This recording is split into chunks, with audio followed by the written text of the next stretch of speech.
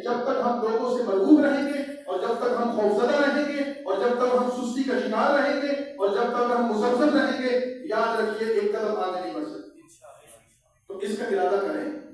جو آپ کی تحصیل جماعت ہے وہ تشریف فرما ہے، امیر صاحب بھی، وزیر جنرل سیکرٹری صاحب بھی، دوسرے تمام رفقا، آپ اس چیز کو دیکھیں۔ آپ کی یہ تحصیل ہے، اس تحصیل میں کتنے یونٹ ہیں، کتنے بنے ہیں، کتنے نہیں بنے، تو آپ غور فرمائیں۔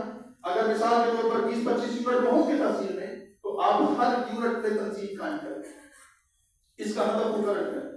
اگلے 2-4-6 مہینوں میں، 8 مہینوں میں ہم نے تحصیل کے ہر یونٹ میں تنظیم بنانی ہے، اس کا ہدف مقرر کریں۔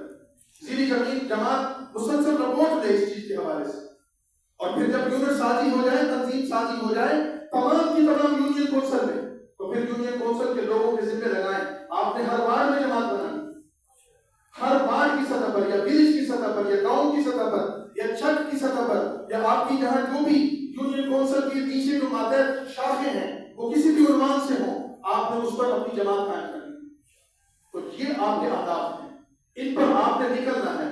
ہم دیکھیں اس شہر کے جو مختلف طبقات فکر ہیں، تاجر ہو سکتے ہیں، وکیل ہو سکتے ہیں، عام زندگی کے شعبوں سے تعلق رکھنے والے لوگ ہو سکتے ہیں، ہم مسجدوں سے حجروں سے نکلیں اور ان تک جا کر پہنچے، اور ہماری جماعت میں شامل ہوں۔ اس وقت پاکستان میں کردار کے اعتبار سے، فکر و نظر کے اعتبار سے اور اپنی سیاست کی کامیابی کے اعتبار سے کوئی مولانا فضل الرحمان کا متبادل ہے تو لاؤ، تو جب نہیں ہے تو پھر لوگوں کو ہم جا کر بتاتے کیوں نہیں، پھر ان سے منواتے کیوں نہیں؟ بند کمروں میں بیٹھ کر نعرے لگانے سے میرے بھائیوں کافی نہیں ہوتا، صرف مولانا صاحب کی تصویر لگانے اور سیلفی لینے سے کام نہیں چلے گا۔